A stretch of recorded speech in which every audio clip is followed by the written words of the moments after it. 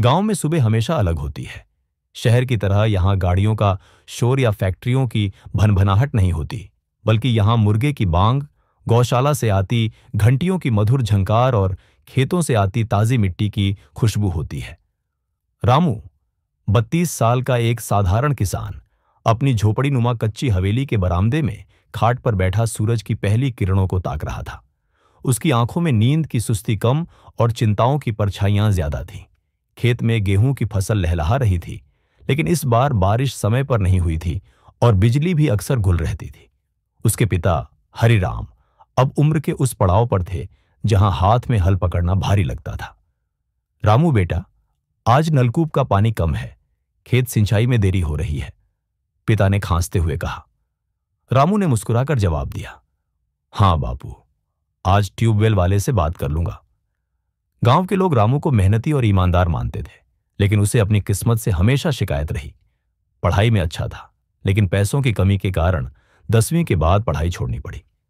बचपन से उसने सिर्फ यही सीखा था, खेत ही उसकी जिंदगी है और हल ही उसका हथियार।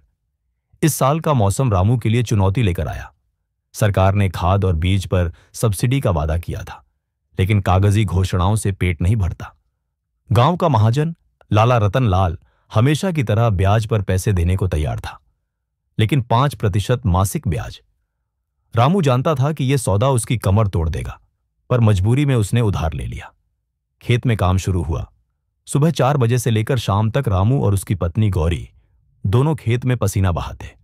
गौरी के हाथों में अब न मेहंदी का रंग बचा था, न कंगनों की खनक, बस दरारें और मिट्टी की परतें। उनका बेटा सोनू, जो 5वीं में पढ़ता था, स्कूल से लौटकर बकरियां चराता और खेत में पानी देता।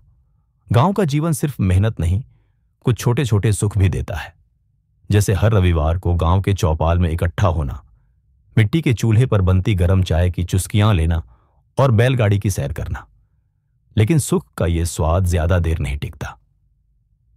एक दिन खबर आई कि मंडी में गेहूं का दाम गिर गया है। रामू के चेहरे पर जैसे किसी ने पानी डाल दिया हो। अगर दाम ऐसे ही रहे तो कर्ज कैसे चुकाएंगे? गौरी ने चिंता जताई।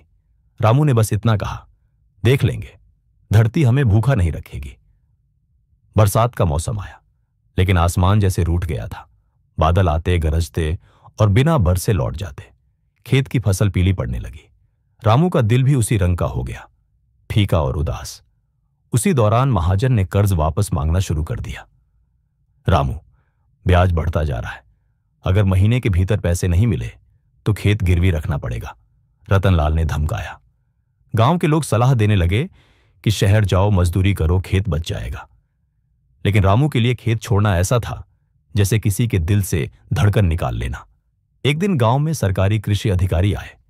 उन्होंने किसानों को नई तकनीकों के बारे में बताया, ड्रिप इरिगेशन, जैविक खाद और कम पानी वाली फसलें।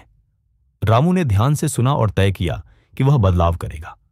उसने पुराने तरीके छोड़कर कम लागत और अधिक पैदावार वाली योजना अपनाई। गांव के बाकी लोग हंस पड़े, ये किताबों वाली खेती है, काम नहीं करेगी। लेकिन रामू को भरोसा था। 2 महीने बाद रामू के खेत में हरियाली लौट आई। जहां बाकी खेत सूख गए थे, वहां उसके खेत में गेहूं लहरा रहा था। मंडी में इस बार भाव भी अच्छे मिले। रामू ने न सिर्फ कर्ज चुकाया, बल्कि थोड़ा पैसा बचाकर नलकूप की मरम्मत भी करवाई। गांव के लोग अब उसकी तरीकों की तारीफ करने लगे।